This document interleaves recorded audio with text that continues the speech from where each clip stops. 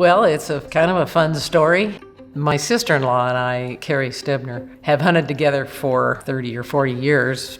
I had shot an antelope one year, and she and I were walking out to it, and I did get kind of a nice one shot. And she said, "You ought to do a one shot." I said, "Yeah, that'd be great if we had a woman's hunt. That'd be kind of fun." And then Lynn Boomgarden, joke, but it's true, she's a real executive too. She gets stuff done. We talked to her just casually about the idea, and boy, she was all over it.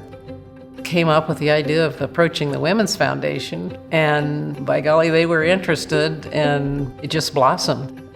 But it's pretty darn gratifying to see it year after year. It was really an exciting synergy that we took and ran with. This is Wyoming. It's a very Wyoming way for women to connect and put food on their table. We also knew that there would be opportunities to elevate the image of the Wyoming Women's Foundation.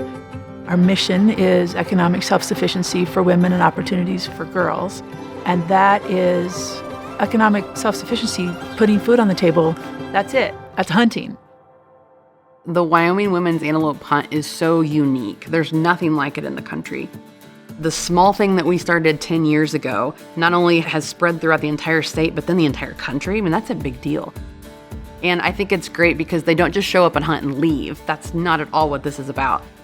When the women first arrive for the hunt, a lot of them are starting off, they've never handled a rifle before, and they go to the rifle range and then do the skills course and experience what it might be like to be on an actual hunt. And so when they actually get out in the field and hunt, they have a feel for what they might expect. The hunting aspect of it is great, but that's only the beginning. You come back to the meat pole, you can learn how to process your animal, you can learn about taxidermy. We have cooking classes. They're shooting shotguns, they're doing archery, they're fly fishing. It's really the best all-around experience because you don't just learn about the pulling of the trigger. It's so much more than that. And so I tell people all the time, hunting is not a sport or a pastime, it's a lifestyle. And so getting to teach the ladies about what that means and kind of how that just continues on after the hunt and really does become a part of kind of who you are as a person, that's my favorite thing. First year we had some challenges, and we thought if we can survive these challenges, we're okay.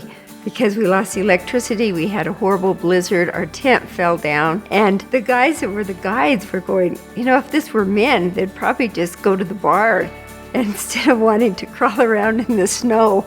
But the women wanted to go, and we continued on, got the tent back up, and, moved on. And it continues to be exciting every year.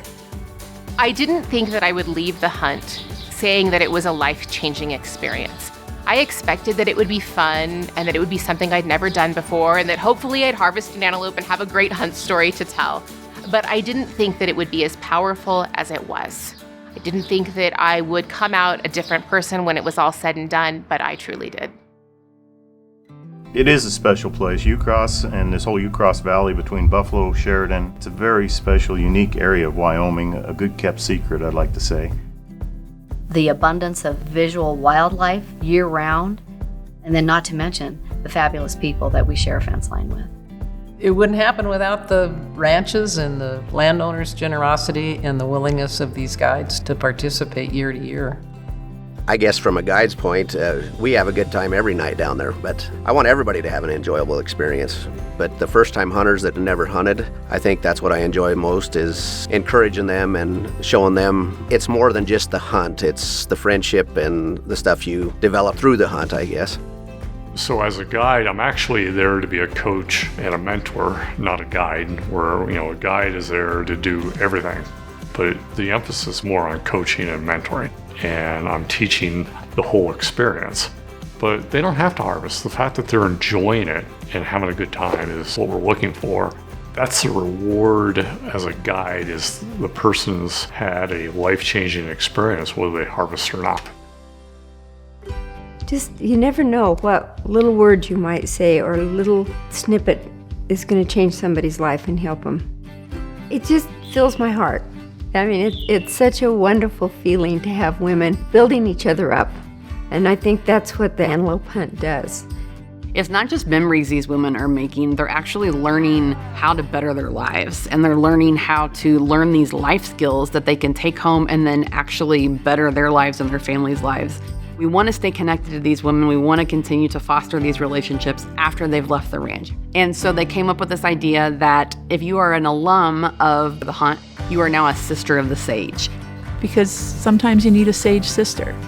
And so it works for mentoring in life and in the field. But I think there's a responsibility that we feel to each other to help each other and continue our journeys. This is the perfect way for me to start my hunting journey. I'm so excited. I'm beyond excited.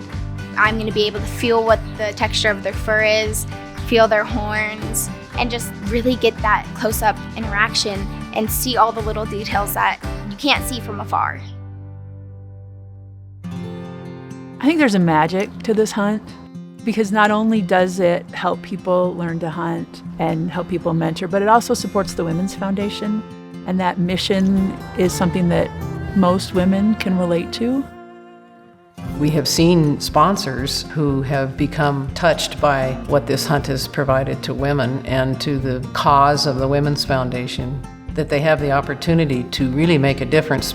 The first year I hunted, that was the blizzard year. And, Susan challenged me the next year and said, hey, you're on my team. I think you need to sponsor a team. So I did the next year and have every year since.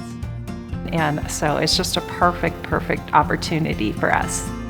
Getting involved with a hunt, is going to change lives. For me, making it part of my estate plan means that it has the opportunity to continue changing lives well after I'm gone. Whatever contribution you're making, whether it's a monetary contribution, working as a volunteer, you can do it knowing that you're making an impact. Well, it's a great fundraiser for the Women's Foundation, and I think it's important for them to continue the traditions we have in our state. If you have reservations or you don't know, just spend a weekend out there and you can watch the emotions and the camaraderie change. That first day, everybody's real quiet, and by the time that last day's there, it's crazy. It's just so fun to watch. Come on out, see the event, see the lives that are touched with this and how they're changed. And watch this weekend play out is very empowering. People want to be a part of it. There's just a nice, healthy gathering of women. We want them all to be successful, not only that weekend, but throughout their lifetime. I would like people 50 years from now to be living in a world where it was not unusual for women to hunt, and they could look back at a time when women didn't hunt. And they'd be thankful that somebody took a step, 50 years earlier to encourage more women to hunt. I think we've laid a fabulous foundation in the last 10 years. I'm excited to see what happens down the road. And I'm confident that it will continue to be the special event for Wyoming and for the Women's Foundation that it is.